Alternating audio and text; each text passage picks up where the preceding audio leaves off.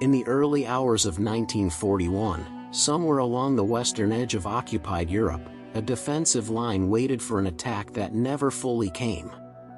It was winter. The ground was frozen. The positions had been declared secure only hours before. By morning, the line no longer existed. No announcement followed. No names were remembered. By 1941, Western Europe was a landscape of exhaustion. Armies no longer advanced in great sweeping maneuvers here. Instead, they dug in. They fortified coastlines, rivers, and roads. Defensive lines became symbols of control. On maps, they appeared solid. On paper, they promised stability. This particular defense line was built hastily during the previous year. It stretched across a low, flat region near the coast. Concrete bunkers, earthen trenches, barbed wire partially buried under frost.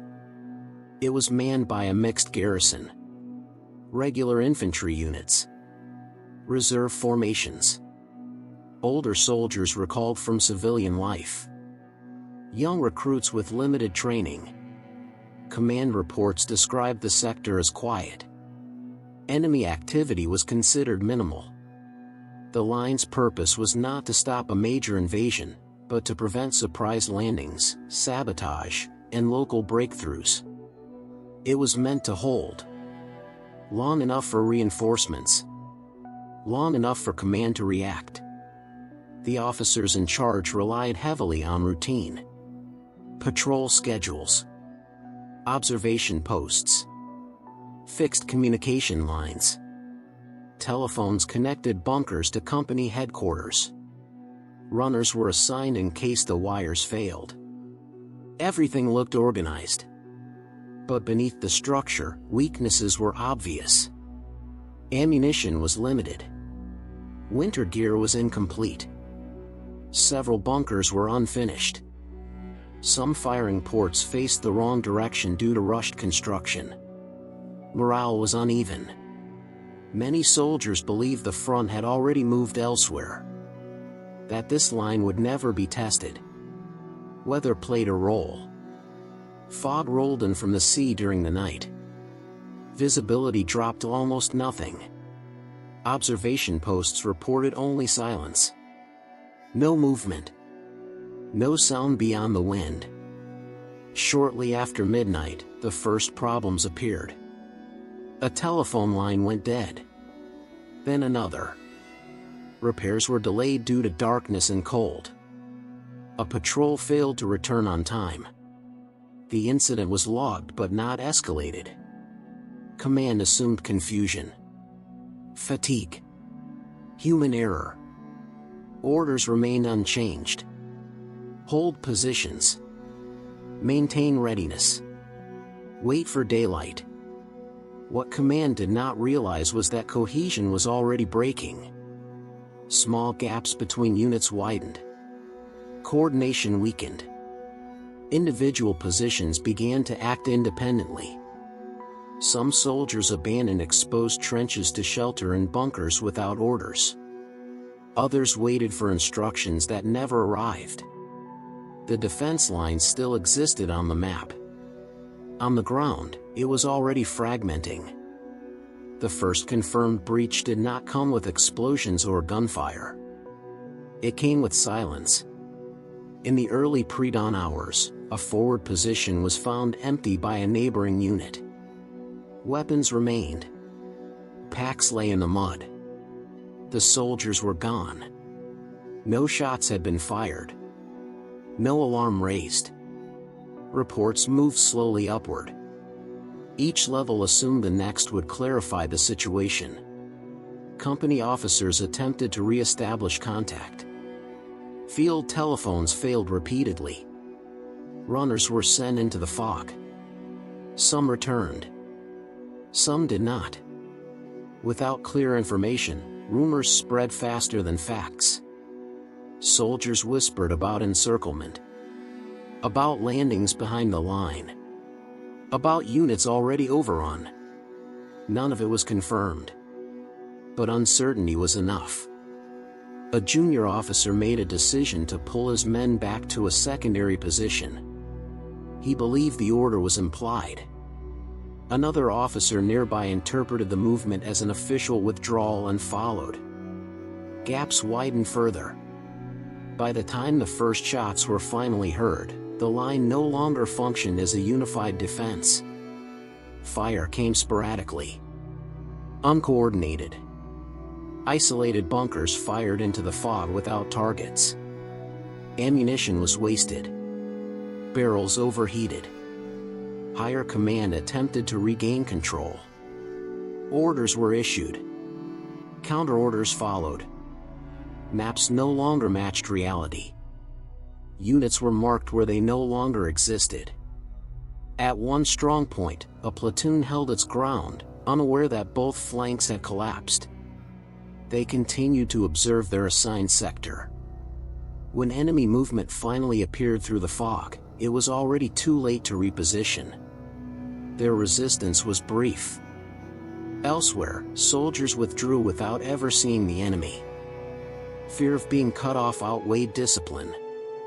Roads clogged with small groups moving independently. Equipment was abandoned to move faster. Heavy weapons were left behind. No single catastrophic moment defined the collapse. There was no decisive battle. No clear breakthrough. The failure unfolded in fragments. A series of small decisions. Delays. Misinterpretations. By sunrise, command could no longer identify a continuous defensive line. What remained were pockets. Isolated positions. Scattered men waiting for orders that would never reach them. The defense had not been destroyed. It had dissolved. Morning light revealed the full extent of the failure. From elevated ground behind the former line, officers looked out over a landscape that no longer made sense. Trenches were empty. Bunkers stood silent. Smoke drifted from abandoned positions where equipment had been burned or destroyed. Attempts to regroup began immediately. Rally points were designated. Messengers were sent. But the reality was clear. The line could not be reassembled. Units had intermingled. Command chains were broken. Some soldiers were already miles away. Enemy forces advanced cautiously, surprised by the absence of resistance. They encountered intact fortifications with no defenders. Ammunition stockpiles untouched. Weapons still mounted. In a few locations, fighting occurred. Short. Uneven. Isolated defenders resisted until overwhelmed or forced to withdraw. These engagements went unrecorded. No official reports survived. Casualties were difficult to calculate. Some soldiers were killed. Others captured. Many simply disappeared into the countryside, later reassigned or quietly discharged. Their experience left no trace. By midday, the sector was declared lost. Higher command shifted attention elsewhere. The collapse was categorized as a local failure. An administrative problem. Not worth investigation. No inquiry followed. No public explanation was offered. The event was absorbed into the larger noise of the war. Overshadowed by larger offensives.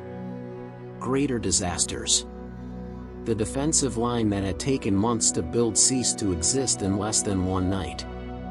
Maps were updated. Lines were redrawn farther back. New positions were planned. The ground itself showed few signs of what had happened. Concrete remained. Trenches filled slowly with water. Footprints vanished. The collapse had no name. And soon, no memory. In the days that followed, the sector returned to a deceptive calm. Snow fell again and settled over trenches that no longer served a purpose. Fog moved slowly across the empty ground where men had waited only hours before.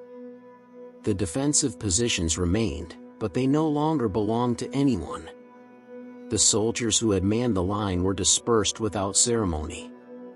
Some were reassigned to rear units or absorbed into formations farther inland. Others were taken prisoner during the quiet advance that followed. A number of men simply vanished from official records, their movements never clearly documented. Their presence faded quietly, without acknowledgement. Command reports mention the event only briefly.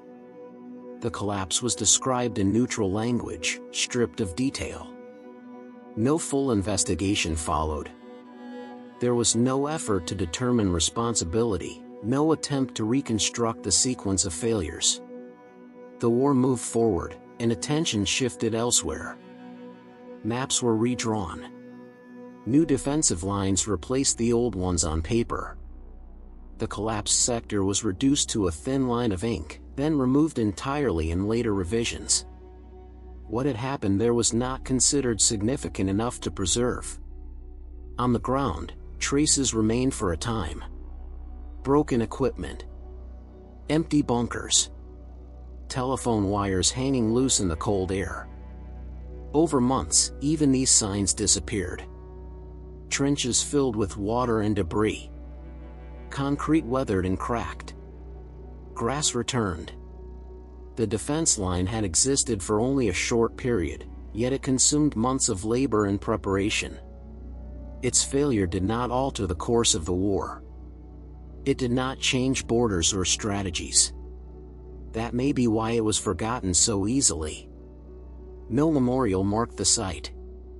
No date was remembered. The collapse passed without a name.